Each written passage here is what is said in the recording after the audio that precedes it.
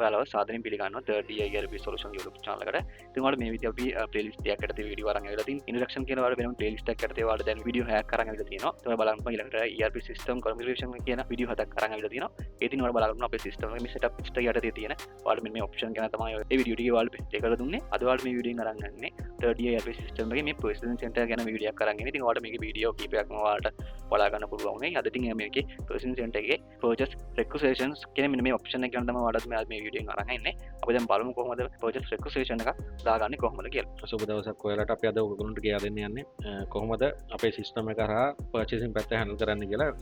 පර්චේසින් වල පළවෙනි ෆෝම් එක ගැන පර්චේස් රික්වෙස්ට් එකක් ඔයගොල්ලෝ කොහොමද සිස්ටම් එකට එන්ටර් කරන්නේ කියලා තමයි අපි අද කියා දෙන්නේ. එතකොට ඔයගොල්ලෝ කොහොමද ඔයගොල්ලෝගේ තියෙන ප්‍රොඩක්ට් එක සම්බන්ධව රික්වෙස්ට් එකක් දාන්නේ, ඒට අමතරව ඔයගොල්ලෝ කොහොමද ඔයගොල්ලෝගේ සර්විස් එක සම්බන්ධව රික්වෙස්ට් එකක් දාන්නේ කියන එක තමයි අපි කියා දෙන්න යන්නේ. ඔයගොල්ලෝ රික්වෙස්ට් එකක් දාන්න ඕන මුලින්ම ඔයගොල්ලෝ යන්න ඕන පර්චේසින් කියන සෙන්ටර් එකට. පර්චේසින් සෙන්ටර් එකේ පළවෙනි ෆෝම් එක තමයි පර්චේස් රික්වෙස්ට් කියන්නේ. එතකොට පර්චේස් රික්වෙස්ට් එකට ගිහින් ඔයගොල්ලෝ මුලින්ම මෙතන තියෙන new කියලා බටන් එක මෙතනින් ඔයගොල්ලන්ට පුළුවන් new කියන බටන් එකේ ඔයගොල්ලෝ අලුත් රික්වෙස්ට් එකක් දාගන්න. එතකොට අපි පර්චේස් රික්වෙස්ට් කරනකොට අපි දන්නේ නැහැ මොන වෙන්ඩර් කෙනෙක්ද ගන්න කියලා. අපි එතකොට ඩිෆෝල්ට් වෙන්ඩර් කෙනෙක් හදා ගන්න ඕන පර්චේස් රික්වෙස්ට් කියලා. වෙන්ඩර් කෙනෙක් හදාගෙන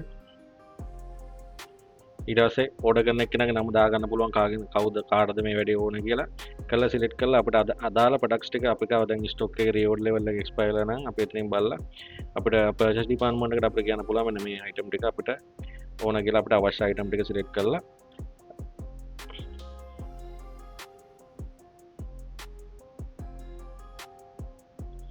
අපිට රික්වෙස්ට් නෝට් එකක් දාන්න පුළුවන්. එතකොට අපි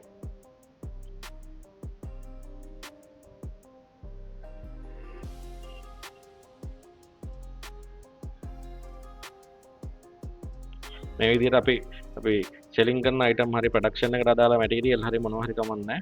ඒතකොට ප්‍රොඩක්ට්ස් විදිහට අපි රික්වෙස්ට් කරන ඒවා අපිට මෙතනින් අවශ්‍ය ප්‍රොඩක්ට් ටික සිලෙක්ට් කරලා අපිට කවදා හරි දවසකට මේ දවසට කලින් අවශ්‍ය නැ එක්ස්පෙක්ටඩ් ඩේට් එක උදාලා ඔයගොල්ලන්ට ඔයගොල්ලෝගේ මොකක් හරි ජොබ් එක බේස් නම් ජොබ් නම්බර් එක සිලෙක්ට් කරලා ඒ අවශ්‍යතාවය නැත්නම් ඔයගොල්ලන්ට කෙලින්ම පර්චේස් රික්වෙස්ට් කියන වෙන්ඩර් සිලෙක්ට් කරලා මොන ලොකේෂන් එකකට බඩු ටික ඕන කියලා සිලෙක්ට් කරලා මෙතනින් අවශ්‍ය ප්‍රොඩක්ට්ස් ටික එන්ටර් කරලා ඔයගොල්ලන්ට මෙතනින් ක්‍රියේට් කරගන්න පුළුවන්.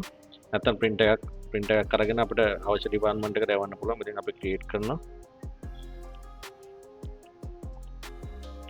ඒට අමතරව ඔයගොල්ලන්ට අපි කියමු ඔයගොල්ලෝ කම්පැනි කම්පියුටර් එකක් වගේ non inventory item එකක් අවශ්‍ය නම් ඔයගොල්ලෝ මුලින්ම සර්විස් ටයිප් එකට ඒ ප්‍රොඩක්ට් එක මුලින් ක්‍රියේට් කරගන්න ඕන. ඒතකොට ඔයගොල්ලෝ මෙතන setup list එකට ගිහින් මෙතන product configuration එකේ තියෙන service master කියලා. service master එකට ගිහින් ඔයගොල්ලෝ ඒ item එක create කරගන්න ඕන. එතෙන් new ගිහින් service type item එක create කරගෙන මෙතන link කරගන්න ඕන. ඒකට අදාළ fixed asset account එක මෙතනින් අපිට දාන්න පුළුවන්. computer system කියලා මෙතන දාලා මෙතනින් create කරගන්න පුළුවන්. ඔයගොල්ලන්ට ඒ සර්විස් අයිටම් එක කරලා අර කලින් විදිහට තමයි පර්චේසින් ගිහින් ඔයගොල්ලන්ට පර්චේස් රික්වෙස්ට් එකට ගිහින් ඔයගොල්ලෝ බලා ගන්න මෙතනින් අලුතෙන් තව රික්වෙස්ට් නෝට් එකක් දාන්න පුළුවන්. ඒතකොට ඩිෆෝල්ට් ඔයගොල්ලෝ පර්චේස් රික්වෙස්ට් කියලා හදලා තිබ්බනම් ඒ වෙන්ඩර් ඩිෆෝල්ට් සෙට් වෙනවා. ඒතකොට මෙතනින් ඔයගොල්ලෝ අයිටම් එක විදිහට ලැප්ටොප් කියන එක සිලෙක්ට් කරලා දැන්ට ඔයාලට ලැප්ටොප් කීයක් ඕනද ඕන වෙන මොනවා හරි අයිටම් තිබුණාට ඒ ඕන එකක් කමක් නැහැ. මෙතනින් දාලා මෙතනින් ක්‍රියේට් කරන්න පුළුවන්. මේ විදිහට තමයි ඔයගොල්ලෝ අපේ සිස්ටම් එක කරා රික්වෙස්ට් නෝට් එකක් දාන්නේ. එතකොට ඔයගොල්ලෝ දාපු රික්වෙස්ට් වලට මොකද වෙලා තියෙන්නේ කියලා ඔයගොල්ලෝ බලන්න. අපි දාපු රික්වෙස්ට් නෝට් එකට සමරි රිපෝට් එක තියෙනවා. මෙතන ඔයගොල්ලෝ ගන්න පුළුවන් මොන කොච්චර අපි රික්වෙස්ට් දාලා තියෙනවද කියලා.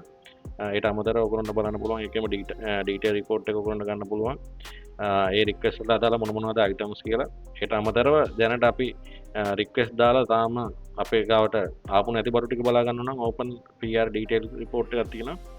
ඕපන් PR එකෙන් අපිට බලා ගන්න පුළුවන් අපි දැනට මෙන්න මේ ප්‍රොඩක්ට්ස් ටික පෙන්ඩින් කියලා.